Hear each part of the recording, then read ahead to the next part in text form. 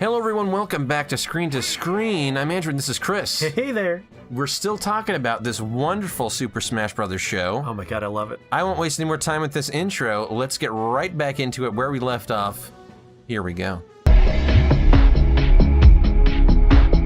We didn't even touch Pokemon. All right, let's talk about Pokemon for a little bit. Like, what could Pokemon, like, is there a character here that looks like a Pokemon that the trainer could try to get? Oh, definitely. Like Sonic or something? Like, Sonic looks like a Pokemon, King Dedede looks like a Pokemon, Duck Hunt Dog looks like a Pokemon just because Pokemon are animals. What if Sonic, like, he gets into a Pokemon fight and the trainer tries to capture him?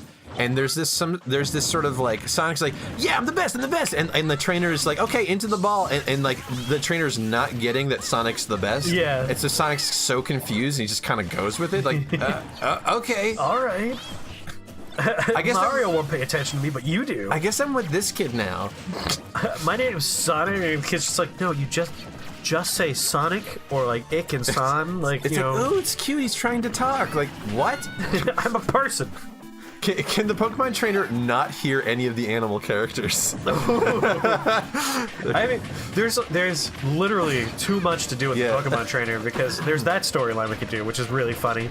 Yeah. There's also the fact that the Pokemon trainer, as a character, controls 3 Pokemon. He controls Ivysaur, Charizard, and Squirtle. Yeah.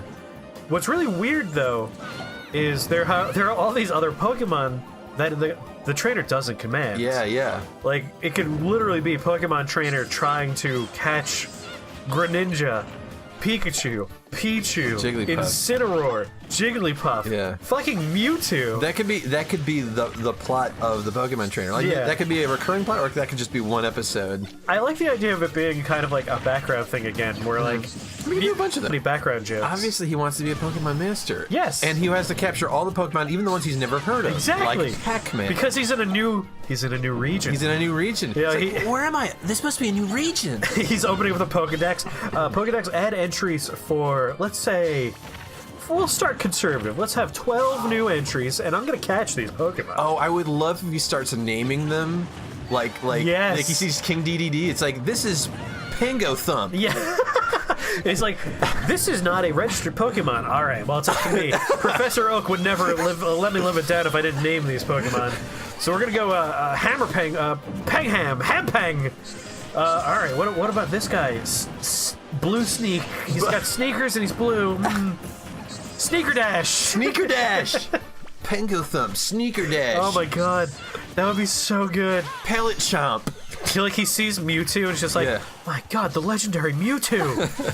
And Mewtwo, of course, being the only Pokemon in this game that is able to talk. Yeah, right. Pupperwing. Pupperwing! Oh god, would you think Ridley's like a legendary Pokemon? Oh, yeah. Oh my god, it's a dragon type! I'm literally king of the pirates! I love the Pokemon trainer plot because, like, the thing is, it's hard to give everyone a plot because, you know, some people have to know what's going on. Some people just have to, like, move along in this world. Yeah. And the Pokemon trainer trying to catch them all would be so much fun. Every episode. Like, in an episode, Isabel's just doing her own thing, hanging out with a bunch of people, and then just beamed in the face with a Pokeball. Ow! And then everyone just beats up the Pokemon trainer because Isabel is a precious darling that should be protected at all costs. Yeah. Oh, I love the Pokemon trainer plot. But I also like the idea of Sonic just kind of being into it. Like just sort of like, okay. Like, at first he's trying to do his rivalry. Yeah, rivalry. but no, with... in this world, no one's paying attention to him. Yes, It's like, look at me. And this is the only character who's like, oh, wow, a Sneaker Dash. Like, it's like, hi guys, I'm Sneaker Dash now. It's a long story. But this kid's really cool. Yeah. I love this Sonic. I love this Sonic. Yes, this Sonic is my favorite Sonic. Yeah. At first, he just wants to beat Mario. Mario won't give him the time of day. Well, I think, like, I don't even think that's at first. I think that's at second. At second, all right. Well, because, like, first it's sort of he's now in this new world. Right. He now has to be the best. He's found the alpha dog here. It's Mario. Now he wants to beat Mario. I feel like there's all that stuff first. Yeah, but Mario doesn't even compete with him. Like, every he's- time he like he's got a race happens. because Link and Zelda have already told him like what happened. I like the idea of the second thing, or third in this case, like he realizes that Captain Falcon is actually paying attention to him, but by the time he wants to pay attention to Captain Falcon's now off with like the Star Fox people because they have ships, and he wants to race the ships, and he doesn't care about Sonic anymore. So Sonic just has this like journey of trying to figure out where he fits in the world, and he ends up with the Pokemon trainer as Sneaker Dash. So good. I just love the idea of him showing up like, I'm Sneaker Dash now. Don't ask about it. don't ask. But I'm Sneaker Dash. In the final confrontation, all the Pokemon fall one by one, and like all that's left is like, Sneaker Dash, it's up to you. It's like, yes. Oh, I love it's my time to shine. It's a Sonic show now. It's just all about Sonic. I love this because with this hour-long, like, seasonal arc, every character can get sort of their own show. Yeah. I love this show. This is a great show. It's the perfect show. It's every character. It's really all about the characters interacting with each other. Yeah. Like, that's what makes this so fun. Like, Smash Brothers is fun because all these characters get to fight, but fighting by its like nature is just kind of like, all right, it's done, it's over. They'll fight. They'll surely fight. Obviously there's gonna be fighting. But that's not like the whole plot. Fighting is such a boring part that has to happen. Yeah. We're not even talking about it. Yeah, We're just talking about the fun stuff that happens around the fight. Yeah. There'll probably be like one fight per episode. Yeah, a fight per episode makes sense. It'll often probably be plot related. Yeah, probably like, I don't know who you are, let's fight. And like, oh, we're friends now. Like, probably a lot of that at first. It'll be Ganondorf trying to like pit people against each other. Yeah. It's Wario trying to get money. Dark pit people against each other. Dark pit, yes. Like, the villains are all going to have their own villainous schemes, and Ganondorf's trying to take advantage of that. Yeah. I just like the idea of Ganondorf. You know, let's take a quick browse here, because there are other villains that might be schemers. King K Rool is also royalty. Like, he is. Like there could be like a thing where, like the princesses are trying to plot out something. Princesses and kings all trying to figure out who's in command here. Yeah, yeah. Well, I mean, I'm King K Rool. Rules in the name. I thought you were supposed to be King K Rool because you're cruel. No, it's because I rule. Middle name is Kevin. I'm King Kevin. Call me Kevin. Oh, please, call me Kev. King K Rool is my dad's name. I'm trying a new thing here. You know, I've been doing one thing for so long. Now it's keeping it cash. That's what the K stands for. Casual rule. That's fun. That'd be great. Isabel just wants to like work for someone in charge, so she's just like bouncing between princesses and kings. Yeah. We didn't really go too much into like the Donkey Kong folks, like that's true. I mean, Diddy and Donkey. There's two camps with Donkey Kong. There's he used to kidnap people. That's a thing he used to do. Yeah, yeah. But that was when he was a villain. That's also a different universe. It is a different universe. Because as we established, if there's multiple Hyrules, there's multiple Donkey Kong. Like that's true. Like although there is that fan theory that it's all one, and Cranky Kong was the one that did the kidnapping. I don't think that's fan theory. I think that is canon. I'm pretty sure. The one I'm going in has a war involved. Okay. It's a much bigger. But Cranky Kong was the original. Yes, he was the original. He's the one that did the kidnapping. That was the original canon. I think like things have been shuffled around a little bit, but yeah. In order to make all these people buddy, you have to switch a few things around. And then like, is Pauline at all a like a character, like an assist trophy or something? I don't think, but she might be in the new game. Because she would be like the bridge between the worlds. Yeah. And she's a mayor, right? So yes, she's running New Donk City. Like that could be like, I don't know if we want to throw in too much, but I don't know. Is New Donk City in the new game? I believe it is. So I think she's even in the background of that level. So then maybe like there's something to that where like she's also like all of the people in charge of stuff like get together. They try and like figure out what's going on. Yeah, I could see like maybe King K Rool's sort of his arc is like he is he the only male ruler in this universe? I think he might be. Well, I mean Bowser. Oh, that's true. King Bowser. He's King Bowser. All right. So, but I guess like all the male rulers are reptile men. They are large reptilians. I don't know. Like maybe there's some sort of like at the beginning there's like a coalition of royalty to sort of sort this out, and there's like a grab for power or something. And then like when the dust settles, like maybe like some of the bad guys go over to the bad side. Oh, we didn't even talk about Rosalina, but I guess she's Is Rosalina in this? Yeah.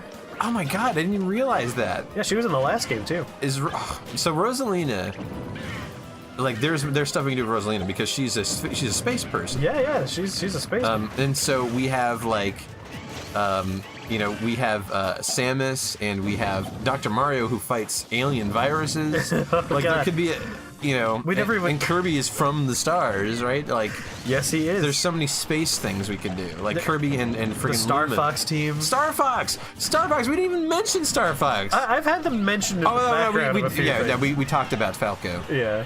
But and also talked about friggin' having Captain Falcon like go off and try and race them. Yeah. They're fast ships. I mean, this could be a sort of like the Guardians of the Galaxy sort of like there's a space plot too. Yes. There's just an episode where like these people feel uncomfortable because they're just on a planet, so they just go off. And so like Rosalina is sort of like the Thor character that bridges the two. There you go. Also, Pac-Man. There's ghosts. Maybe Luigi and Pac-Man team up. Because they fight ghosts. That's true. That's true. There could be a whole ghost subplot. And Luigi is like using the poltergeist in this game. Oh, then we gotta do that. Oh, yeah, you gotta have a ghost episode. Oh my god, there's a haunted house episode. Oh, that's so good.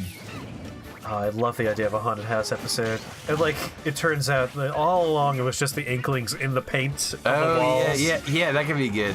Or maybe like then there's a double fake out and there's like actual ghosts.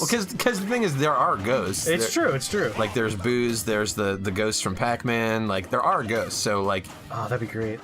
God, this show is too good. Not to mention we have Richter and Simon who literally go into like haunted mystical castles. Then I think that's where it's got to take place. Yes, they have to go into one of like Dracula's castles. They got to go to Dracula's castle. We got all the Castlevania crew. We got Luigi. We got Pac-Man.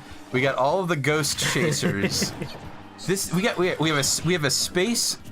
Like, all right, I think the way to do the show, we find out all the categories these people could fit into, and then we build episodes around that. Food episode, space episode, ghost episode. I think there could be a few space episodes because space is huge. Space is rather vast. The grab for power, I feel like, would be like the first few episodes we'd see that. And the one carryover from the movie version is Waluigi the entire time is just like, what the fuck? Like, come on! You chose the plan? Yeah. Like we need someone tough. You.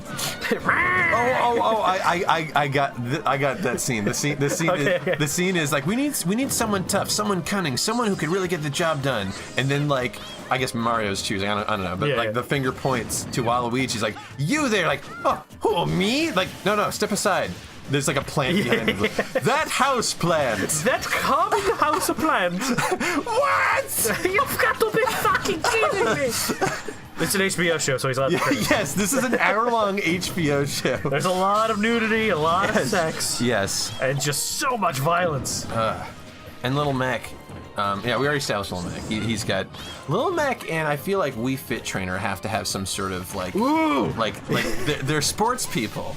They do sports together. Like Little Mac is a literal boxer, and Wii Fit Trainer is just a trainer. And then they see like, they see friggin' like Captain Falcon punches a literal flaming falcon out of his fist.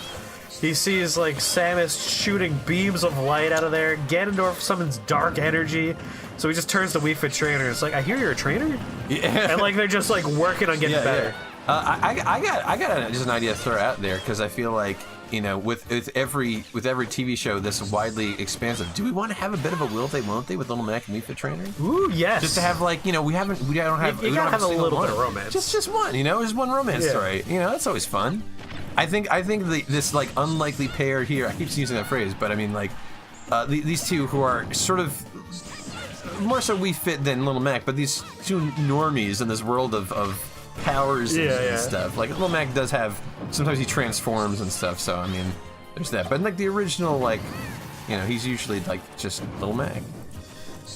That could be a fun like they could have like a fun sort of like his name's Little Mac, and she could just like, well, Little Mac. It's like, hey, not so little, not so little, not that little. I got I got a weird plot that I'd like to do. Yeah. So Cloud's whole character trait is he's an angsty teenager who's very sad. He feels out of place all the time. He's sort of like emo. And then you have like just these super sweeties in Lucas and friggin' Ness. Like just these two kids that are just super happy-go-lucky. I want that story to just be these two kids trying to make this guy smile. And then maybe he becomes a bit of a father figure to them. Yeah, like he realizes like I got these kids following me around. I got to be a good example. I'm trying to think at what point in Final Fantasy VII is he in. I don't know. Maybe it doesn't really matter. Maybe we could just. Like how much traumatic stuff happens to him so far? I feel like we could have him at his lowest point in here. Aeris is gone. She's not a character here. Yeah. He's already had Sector 7 go away, so like he's lost Biggs and Wedge and Jesse. Yeah. But yeah, no, he's just been through a lot, and these two little sweet boys. just trying to cheer. Oh, and it's sort of like these two little sweet boys. Like they don't have any like. There aren't. I guess they've had their own adventures, but the way I'm thinking of is just sort of there's no adult around, and so like they cling to they cling to him. Yeah. Oh, that'd be so good. It's like I don't know if we're supposed to. Like I'm getting hungry, Cloud. Should we eat something? Fine. Just does what he can to keep the kids safe, even though they're a super powerful psychic children. Like it's like that story where he hates them so much, but he can't let any harm come to them. Yeah, and then he learns to love them. He just acts aloof, but he cares. Yeah. Oh, that's such a good little story there. I'd love to see that develop. It's just like even in the picture for the character roster, Cloud looks kind of like down in the dumps. Yeah. Like we got Ken right next to him smiling. All right. Oh boy. I think Sonic would get along with the Inklings. He would definitely get along because they're so cool. They are.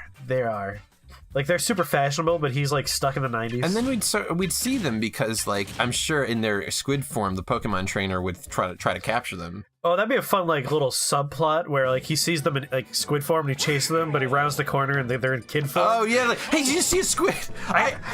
No one's ever outrun me before. God damn it, I gotta catch them! Where is this place? What's happening? Who am I? Man, what a lame-o. He looks in the mirror, he's like, who are you?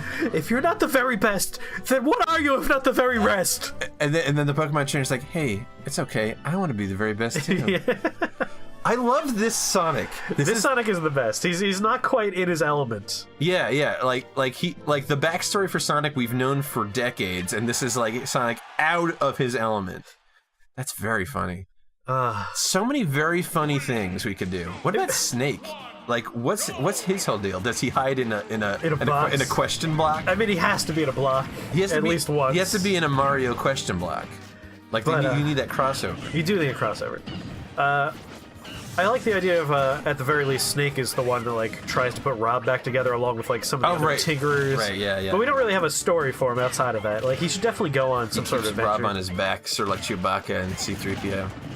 Maybe Snake's the first one that, like, is tricked into doing some bad stuff. Like, I feel like that's a good role for him. Like, Ganondorf can, like, hire him because he has no experience with Ganondorf. He doesn't know he's a bad guy. Like, I need you to... Right. You do wet work, I hear. That's good. That's good. And that's when he meets the good guys, he's fighting them. It's good to have the fights. You need fights. Yeah. I like. So maybe this might be a nice transitioning moment for us in this episode where we start talking a little bit about the plot beats leading up to. I've already. Yeah. So I think going back to what we said, what if there's two parallel stories? There's the ground people, and then there's the space people. Okay. And the space people. The two parallel stories, and it's Rosalina, like it's somewhere in like the midpoint. Now those stories come together. What we should do is we should pick a villain to represent the space crew. Ridley? Ridley's good. Yeah. There's also Wolf. Oh yeah. Ridley is usually the one who's like instigating the plot. Well, like, in that case, they're trying to steal the Metroid. They're trying to clone Metroids. Okay, so Ridley could be like the Ganondorf of space. Yeah, or Wolf, like either one. Like, what if Ganondorf, like the first portal to open is the portal between Hyrule and space, and that's where he recruits Ridley. Yeah, or maybe it's one of those weird things where like the stars align perfectly. They both have similar plots, and they dig the tunnel both ways and meet in the middle. That could work. Like it's a coincidence, but that's why it's never happened before. Like the stars have aligned, and it was fate that brought these two nefarious schemers together. I mean, they could just kind of be slightly unrelated, but related enough. Like Ridley doesn't realize that there's like a thing that they could do with the things, but like they are a space pirate. They want to pirate things, so when they realize there's other worlds, they're going to want to loot those worlds. Yeah. So Ridley could be, unbeknownst to other people, already collecting these important relics. Okay, yeah. And then Ganondorf could be like, hey. And then once the bridges happens at the midpoint of the series, where space and Earth, and we have like that big collision between the two stories we've been probably the jumping midpoint between. of the series. Yeah. Like we're teasing them the whole time with all of these characters. Exactly. And space and land. And that's another great, like, it's a nice like moment because we were talking about like Sonic gives up on Mario, tries to like do things with Captain Falcon, but like that could be right when space people show up, and then Captain Falcon's like, "Oh, sweet! Like that's my thing too," because he's technically a space person. Yeah, right. I mean, we're gonna have to. You make choices. Yeah, like Olimar will be a space person. Yeah. Like we're gonna have to. If you can be a space person, you are a space person because there's probably more land people than space people. Yeah. But the one exception we can make is with friggin' Captain Falcon, where he's a land person, and then that way we can have like that Sonic plot. And like honestly, he's a racing character. Like he's not space battles. It just happens that the tracks are on different planets. Like I mean, yeah. So he could feel like a little bit left out, almost like right. This doesn't feel right. And then all the space people show up, like, there we go. Yeah. And then Sonic's just like, oh, I was too slow. I'm too slow. Well, Sonic goes into space a little bit too. I guess space people go into space. The thing is, space is like everything. Like, technically, if you're on a planet, you're in space as well. True.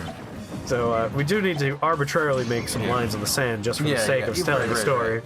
So like first episode, might be a split between space and not space, where we're establishing where the characters are, and then from that point forward, we focus on individual stories. So do we want to say the lead characters? There'd be Mario and his crew, the Zelda crew.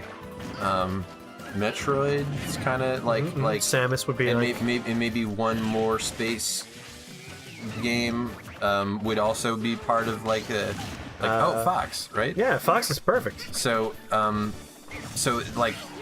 thinking maybe like Samus meets Fox and Mario meets Link and Zelda, and like that's sort of like what's happening to our worlds. We see that starting to happen. First episode could also be a little bit of a fake out where like you're watching and like, okay, we're just gonna be following all these major characters. They're gonna do predictable things. Right. And then like everyone just gets thrown to the wind a little bit, maybe through the actions of Ganondorf or through Ridley. And then we have all these nice little separate stories we've established throughout the episode. Could have so much fun eating people. Right? Like there's so much we can do with that. Kirby could have his own like series in this. There are a lot of characters that like you could just be like, and this is the series that happens in the universe of Smash Brothers. Oh my god. I mean, seasons committed to specific characters. I mean, I think, the first season, it's a nice thing to do it where there's a tight focus on like, not a tight focus, but tight enough for a plot. There's this big thing that happens. But like, if it does well, the next season could be like just this person's story, and the B plots are other characters. You could go crazy with this. Infinite seasons. So good. Do you think the Wii characters, the Mii characters, and Rob will also be kind of buds because they're sort of accessories? They are mostly accessories. Like I like the idea of making Rob a bit of a plot character. Like, that broken robot people need to repair, and then like it's too late to stop the prophecy. They wake him up. He's like, "Oh, I've been shot." Just like, Oh no! I sound like Mario. Why? Oh, Mamma Mia! Mamma Mia! Mamma Mia! He wakes up. He says, "Happy birthday, Polly." We didn't even talk about ice climbers. That's true because that had such a big role in the movie. It's true. But the ice climbers, like, they can have their own episode. Like, our characters are going through different worlds. Yeah. There could be an ice climber world. They have to climb up a mountain, and the ice climbers help them, you know? And as we specified, in when Sonic runs to the mountain in the episode, like, he turns around and is just like, did you come for the eggplant too? Where's the eggplant? We climbed the mountain for the eggplant. What are you? Like, if we don't talk about a character specifically, like, don't worry. Like, there's still room for them in these episodes. Totally. I say every character's in this show. It's just degrees of how much they're in there. It's really just a matter of, like, we don't have infinite time. All these characters and more. Like, as many assist trophies. Yeah, you want those assist trophies. Yeah. You want, like, characters that are just background elements of levels. Because, like, the level for Animal Crossing, the village, features like KK Riders back there. Like, they could be doing a concert for characters that also do music things, because again, this is like an infinite crossover here. Yeah. There's just so much. Like, Donkey Kong could like whip out his bongos and just have a concert. Oh my god. Yes. Because obviously Donkey Kong is going to be canon. Everything's canon. Everything and nothing is canon. And of course, there's also the fact that, like, Bowser Jr. is a character. He's Bowser Jr., but in the game, if you press a button, the skins for him aren't different colors, they're different characters. Oh, yeah! He's all of the Koopa Kids. He's all of them. Koopa Kids, they're all there. Like, Iggy's there, Wendy's there, they're all there. Oh, the Koopa Kids. Like, the Koopa Kids, like, Bowser and the Koopa Kids can have their own thing where they're just trying to, like, impress Bowser. And Bowser, meanwhile, is trying to impress this super cool villain he met for the first time called Ganondorf. Oh my god. He's just like, you sound way better at this villain thing than I. Tell me about it. And a character we didn't even say the name of yet is Shulk. Shulk's in this freaking game. I'm gonna be honest with you, I haven't played that game that he's from. Yeah, neither have I. So maybe comment below if you know what Shulk would be doing. Give us a good Shulk plot in the comments. Like, friggin'... And of course, he's one of the only characters that has a shirtless mode, so beach episode for Shulk. I mean, there's a bunch of big, sweaty, muscly men. Oh, definitely. Good beach episode. There should be a beach episode. There has to be a beach episode. If not in this season, then like in another season, there's a beach episode. Yeah. If this was an anime, there would be a beach episode guaranteed. Definitely. I mean, Pac-Man's shirtless. Pac-Man's shirtless. I guess that's true. Okay, we're gonna have to stop it there again because but I don't want to stop. There's still so many more ideas. We got one more episode for you next week. If you have any other ideas for any other episodes of anything else here on Screen to Screen, put it in the comments. And we'll see you next time for our grand finale. Join us for this Ultimate Smash. Ultimate Smash.